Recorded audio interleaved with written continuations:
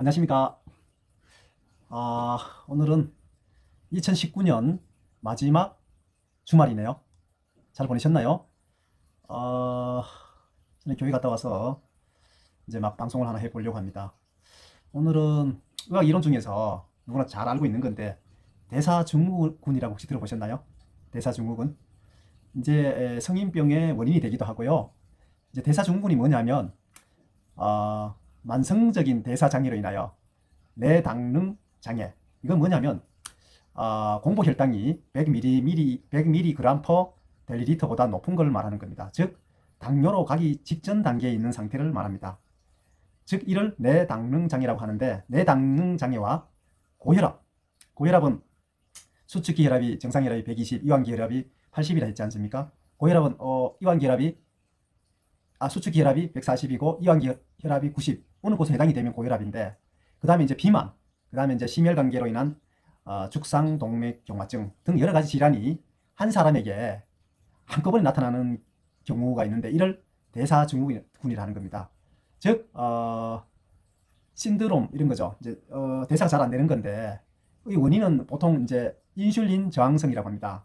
우리가 이제 몸에 음식을 먹으면 이제 혈당을 낮춰주기 위해서 인슐린에 대한 몸의 반응이 이제 감소하게 되죠. 즉 근육이라든가 뭐 각종 지방 세포들이 이제 인슐린을 잘 섭취를 해야 되는데, 이제 섭취를 못하게 되니까 이제 또 인슐린이 또 계속하게 분비를 하다 보면 이제 여러 가지 문제가 발생되는데, 이를 인슐린 저항성이랍니다.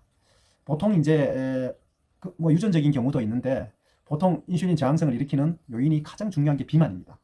두 번째는 이제 운동 부족 등 생활 습관인데요. 그래서 요즘 이제 비만을 없애기 위해서 이제 디톡스 한다는 말도 하지 않습니까? 이제 우리가 단백질이나 탄수화물, 지방질을 섭취하게 되면 이제 다 쓰고 내보내는데, 이때 이제 각종 미네랄이 필요하지 않습니까?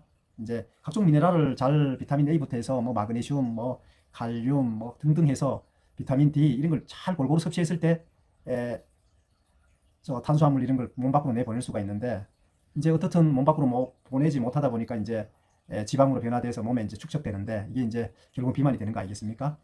자, 어떻든 이것들이 이제 하나하나 이제 여러 가지 질병을 일으켜서 결국은 대사증후군, 대사가 잘 되지 않는다는 것이죠. 그죠? 그래서 이제 진단은, 대사증후군의 진단 기준은 어떻게 내리냐면,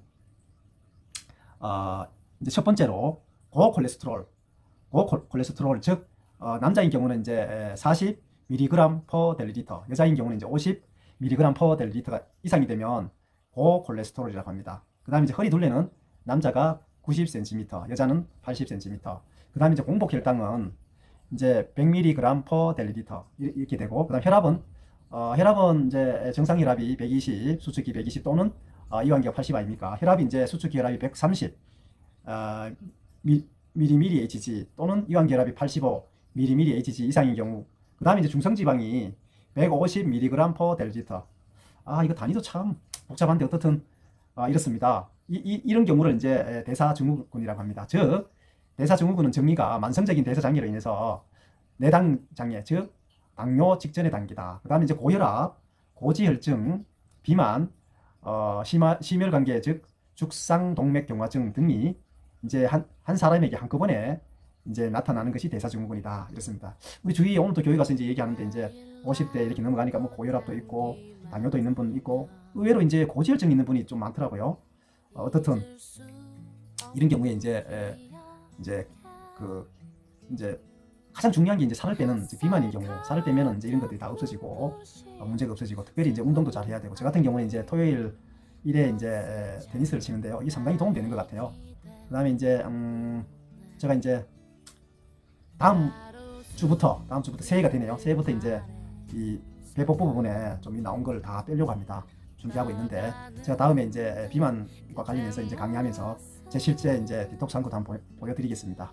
어떻든 이제 2019년 이제 마지막 주인데요. 잘 보내시고 하루 정리 잘 하시고, 새해에는 다 개인마다 이제 목표도 있을 것이고 또 설계도 하고 할 건데 잘 이루시고, 무엇보다 이제 건강이 중요하겠죠.